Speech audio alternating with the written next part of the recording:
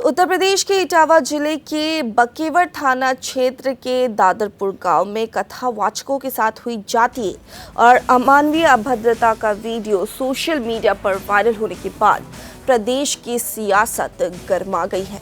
Video में दिख रहा है कि भीड़ ने दो कथावाचकों के साथ मारपीट की, एक की चोटी और बाल काट दिए और उन्हें महिला के पैर छूने और नाक रगड़ने के लिए मजबूर किया गया। अब इस मामले पर समाजवादी पार्टी के राष्ट्रीय अध्यक्ष और पूर्व मुख्यमंत्री अखिलेश यादव ने कड़ा रुख अपनाते हुए योगी सरकार पर तीखा हमला बोला है। उन्होंने इस घटना को न सिर्फ मानव अधिकारों का उल्लंघन बताया, बल्कि इसे संविधान के मूल्यों के खिलाफ भी बताया है। उन्होंने कहा कि यह संविधान और इंसानियत दोनों के खिलाफ अपराध है।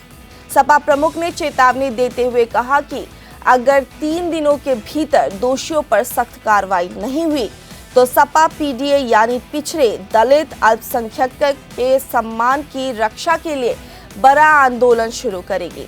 उन्होंने कहा कि पीडीए के मान सम्मान से बढ़कर कुछ नहीं। इटावा के वरिष्ठ पुलिस अधीक्षक यानी एसएसपी ब्रिजेश कुमार श्रीवास्तव ने वायरल वीडियो का संज्ञान लेते हुए त्वरित कार्रवाई की। पीड़ितों की तहरीर के आधार पर थाना बकेवर में मुकदमा दर्ज किया गया है और 4 आरोपियों आशीष तिवारी, उत्तम अवस्थी, प्रथम दुबे उर्फ मनु दुबे और निक्की अवस्थी को गिरफ्तार कर जेल भेज दिया गया है। एसएसपी ने बताया कि मामले की जांच एएसपी के नेतृत्व में की जा रही है और दोषियों के खिलाफ कड़ी कार्रवाई की जाएगी। घटना है दानरपुर की, तो वहाँ हम भागवत करने गए। वहाँ से लोग, एक पाठक बाबा और एक साथ में पप्पू महाराज वहाँ के जो मंदिर के हैं, वो लोग आए, हमसे भागवत छटाए। हमारे जो मुख्य वक्ता है मुकुटमणि शास्त्री, उनके साथ मैं सहायकी करता हूँ। मेरा नाम संत सिंह यादव है। तो जब हम वहाँ गए तो चूंकि अछल्ला के पास का गांव है, तो वहाँ लोगों ने ये पूछा कि आप, पहला श्लोक हो गया, भागवत भी शुरू हो गई।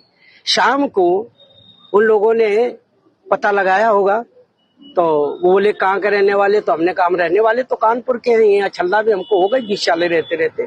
क्या काम करते हो, तो हमने कहा पहले हम शिक्षक थे, स्कूल चलाते थे।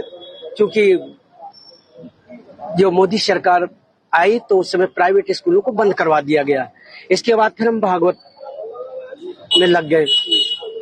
तो बोले कि तुम्हें पता चलता है कि चमार हो। हमने कहा हम चमार नहीं सर, हम यादव हैं। तो बोले कि आरडी दिखाओ। तो हमने कहा आरडी तो हम लाए नहीं, आधार कार्ड। बोले कि तो हमने कहा नंबर ले लो हमारा, हमारे घर से पता लगा लो। तो इन्होंने नंबर लिया, हमारे बेटे से पूछा, तो बेटे का नाम जैसे आरडी में हमने क्लिक किया तो उसका नाम लिख के आ गया, राज यादव।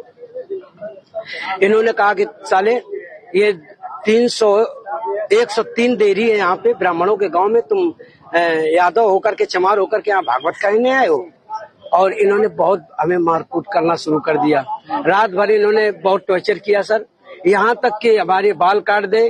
और जो परीक्षित बना था, परीक्षित की मैडम से इन्होंने मूत्र, बोले भाभी आप अपना मूत्र ले आओ।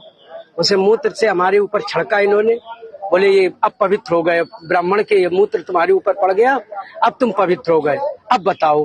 पैर इसलिए छुआए गए कि तुम यहाँ पे संकल्प करवाया, तो आपने हमारी भाभी से, हमारी जो है ये ब्राह्मणी है, इससे आपने पैर छुआया। हमने कहा पैर हमने नहीं छुआया, हम तो वैसे भी पैर नहीं छुआते। हमने ये कहा कि ठीक है ठीक है ठीक है।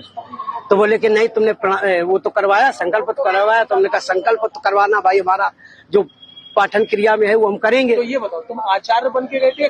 जी नहीं, आचार्य बन के, सहायक आचार्य। सहायक आचार्य। जी। कथावाचक कौन था? मुकुटमणि महाराज। मुकुटमणि, वो कौन बरादरी है? वो भी यादव। वो भी यादव। जी। तो जिन लोगों ने आपको कथावाचक के लिए बुक किया था, वो कौन बरादरी? वो ब्राह्मण है। वो ब्राह्मण जी। तो ये कथा कब से होनी थी? ये तारीख 21 तारीख से सर। 21 तारीख। तो क्या तुमने ये नहीं कहा कि जब ये लोग हमको बुला के लाए हैं, इन्होंने बुक किया है, क्या उन्होंने जाके पूछी? सब कुछ बताया हमने। तो बोले कि ये लेके आए, लेकिन तुम्हारी हिम्मत कैसे पड़ गई कि ब्राह्मणों के गांव में आए? ब्राह्मणों के गांव में तुम गद्दी पे बैठे हो और मतलब अहिर होकर के, और तुम्हें तो चमार लोग बता रहे हैं। तुमने कहा सर चमार हम नहीं है। घटना